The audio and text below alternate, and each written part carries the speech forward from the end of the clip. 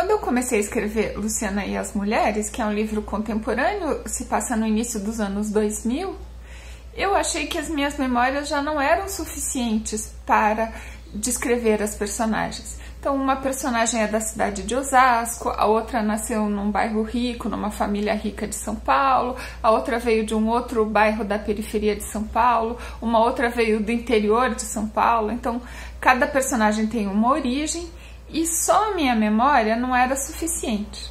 Além disso, as personagens principais são mulheres lésbicas e eu queria dar um retrato realista sobre essa vida que fosse além da minha experiência.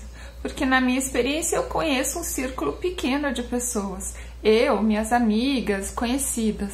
Mas como eu poderia dar um retrato que mostrasse uma vida crível, que fosse além do que eu mesma vivi, do meu pequeno mundinho?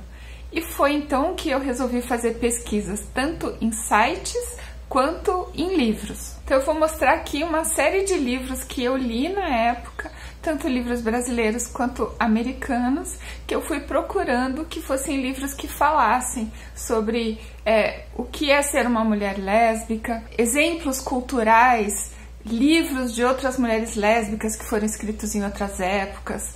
Enfim, eu queria não só dados concretos, mas eu queria uma visão de mundo desse tipo de mulheres para eu colocar no livro uma visão que não fosse só a minha, mas que fosse uma espécie de somatória ou de um caminho que eu achasse mais interessante entre tantas possibilidades que existem no caso dessa opção de vida que são as mulheres lésbicas.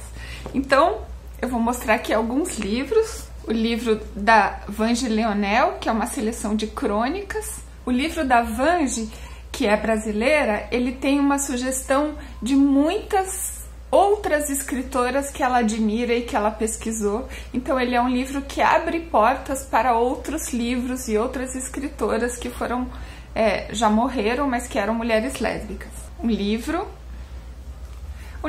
pouco conhecido, Longa Carta para Mila, da escritora Andrea Ormond.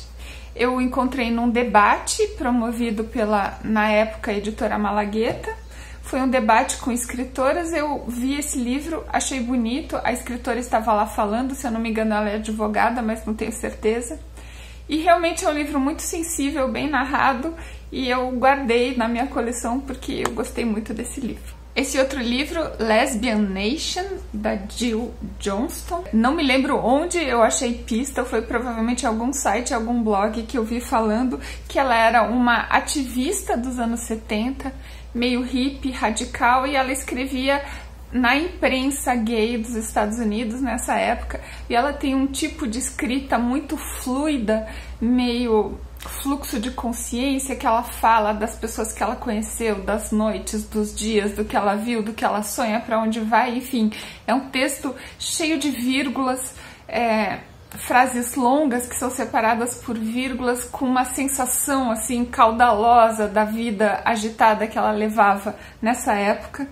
E é um livro também que tem humor, que tem uma visão original das coisas, então foi um livro que eu gostei muito. E esse livro da Dorothy Ellison, que se chama Skin, falando sobre sexo, classe e literatura. Ela também é uma escritora que era do que os americanos chamam de white trash, que é os brancos pobres dos Estados Unidos.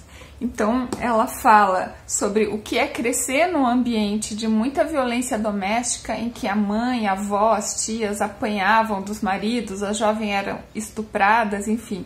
É um ambiente de muita violência e como foi crescer nesse ambiente, descobrir que ela era lésbica e se tornar uma intelectual, entrar na universidade e aprender a conviver com estudantes universitários que vinham de classes mais altas e que não tinham ideia do que tinha sido a vida dela nessa infância pobre. E finalmente, esse livro, que é uma coletânea de histórias em quadrinhos que foram também publicadas na imprensa, é uma coletânea então da série Dykes to Watch Out For, da Alison Bechdel, que é uma escritora de quadrinhos que eu gosto muito. Depois ela publicou Fun Home e Você é Minha Mãe, que são em formas já de romance gráfico, né?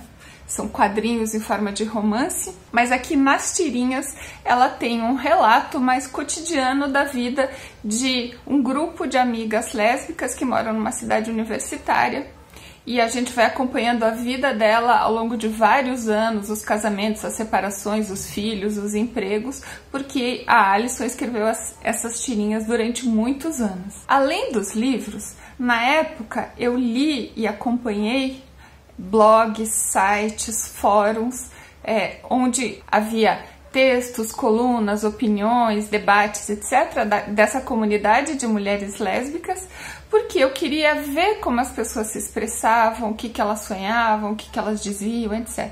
Então, durante muito tempo eu li alguns desses blogs, acompanhei, lia os textos, e nesse movimento eu pude ver, veja bem, eu não estava procurando uma solução única.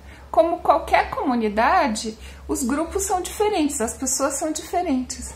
Mas eu queria encontrar uma visão, um caminho para minhas personagens que eu admirasse, ou que eu achasse, nossa, essa é a personagem que eu gostaria de ser nesse universo. Então, nessa pesquisa, eu tentei montar esse caminho dessa personagem que viu muita coisa na sua vida. A personagem cresce num bairro em que ela não conhecia muitas pessoas gays, e ela vai descobrindo essas pessoas ao longo do caminho, e essas pessoas vão servindo como modelo de vida para a vida que ela vai ter como adulta. E esse processo da personagem é baseado então nessa pesquisa de leituras, de conversas com as pessoas, de acompanhar sites, para que eu pudesse ter uma visão dessa comunidade que ultrapassasse a minha própria experiência. A minha experiência, tudo bem, eu tenho o meu ponto de vista, mas será que é suficiente? Foi nesse terceiro livro que eu percebi que a minha experiência só não era suficiente para construir um ambiente rico, e que meu livro ficaria mais rico se eu pesquisasse e lesse a experiência de muitas outras pessoas para compor tanto a personagem como o universo em que ela vive. Então, para finalizar, vou repetir as 3 coisas que eu aprendi ao escrever esse meu terceiro livro. Primeiro, um escritor não precisa de sucesso. Segundo, o escritor precisa de uma disciplina para escrever. E terceiro, a pesquisa é muito boa para enriquecer o seu universo, o livro que você está escrevendo. Então, esse foi mais um vídeo dessa série que eu estou fazendo a partir do lançamento do meu livro Luciana e as Mulheres. Vou mostrar aqui de novo.